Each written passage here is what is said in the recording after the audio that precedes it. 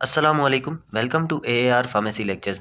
तो बच्चों ने कहा कि हमें जो है ना इंटरव्यू के बारे में बताएं कि हम अगर जाते हैं कहीं भी हॉस्पिटल्स में इंटरव्यू देने तो किस तरह से जो है हम तैयारी रखें और क्या जो है ना इंटरव्यू के लिए हमें करना चाहिए। तो इंटरव्यू की सबसे पहली बात यह है कि वेल ड्रेस्ड रहें। ठीक है, इंटरव्यू के लिए अगर आप जा रहे हैं तो ड्रेसिंग प्रॉपर करें। लड़के ख़ास तौर पे फुल सूट वगैरह पहन के जाएं और लड़कियां भी प्रॉपर ड्रेसिंग के साथ जाएं।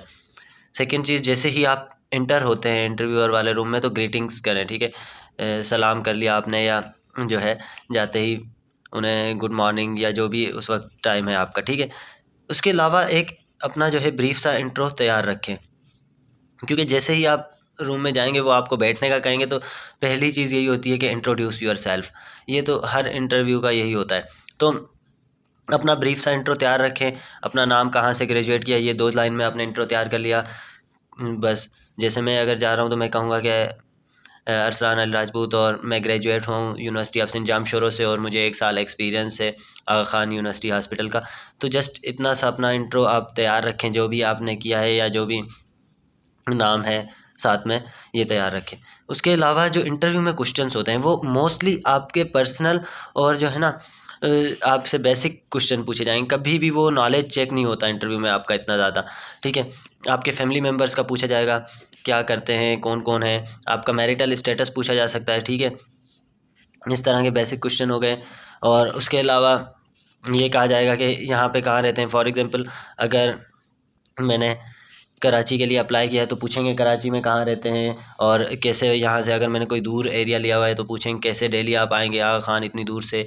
ये चीज़ें मतलब आपका जो है वो पूछा जाएगा। लोकेशन कहाँ है, वहाँ से आप इजीली मैनेज कर सकते हैं। नहीं, दूसरा हॉस्पिटल में मेन चीज़ होती है शिफ्ट्स का, तो आपसे कहा जाएगा कि शिफ्ट्स मैनेज कर लेंगे, हमारे पास मॉर्निंग, इवनिंग और नाइट शिफ्ट्स होती हैं, तो इसके लिए तैयार रहना है कि आप लोगों ने जो है तीनों शिफ्ट्स करनी होती हैं हॉस्पिटल सेटअप में, मॉर्निंग, इवनिंग, नाइट्स।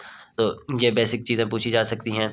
इसके अलावा जो है आपसे पूछा जाएगा कि हमारे पास क्यों आए हैं, मतलब हॉस्पिटल आपने क्यों चूज़ किया, दूसरी फील्ड में क्यों नहीं गए फार्मेसी के बाद। ठीक है, वाई हॉस्पिटल, तो आपका माइंड इस पर भी क्लियर होना चाहिए कि आप हॉस्पिटल साइड क्यों जा रहे हैं।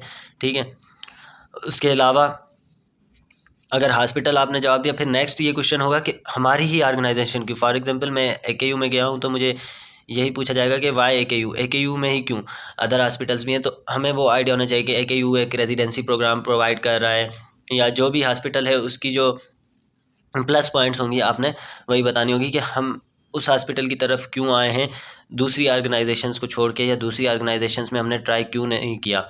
ये चीज़ होती है।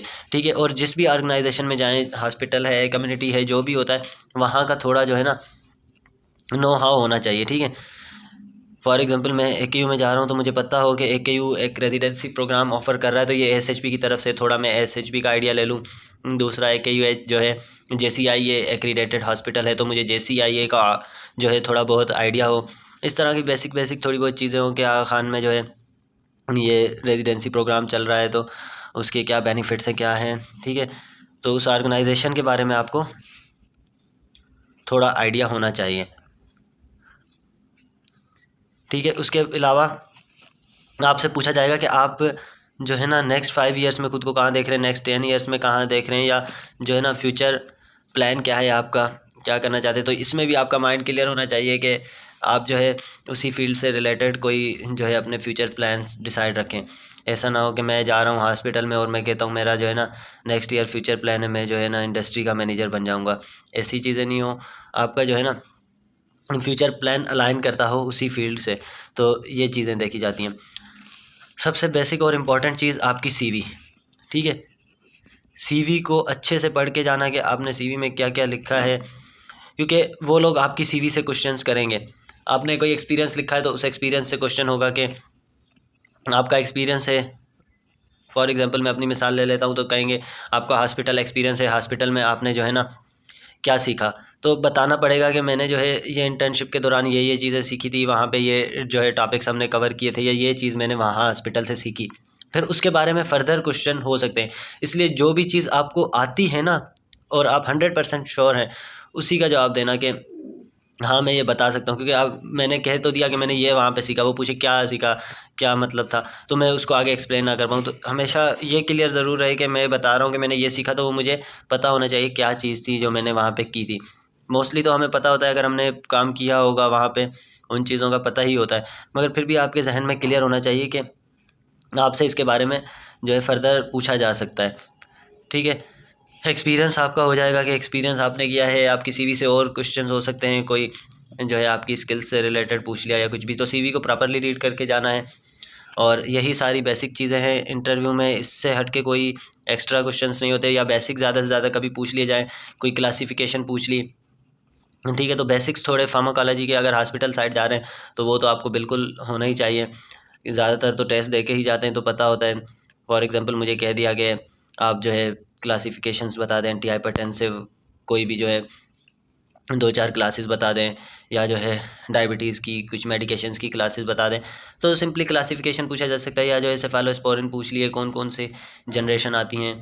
तो ये बेसिक कुछ ना कुछ क्लासिफिकेशन से रिलेटेड या कोई ड्रग से रिलेटेड बेसिक चीज़ें पूछी जा सकती हैं, मगर वहाँ पे जो है ना कभी भी डीप में नहीं जाएंगे।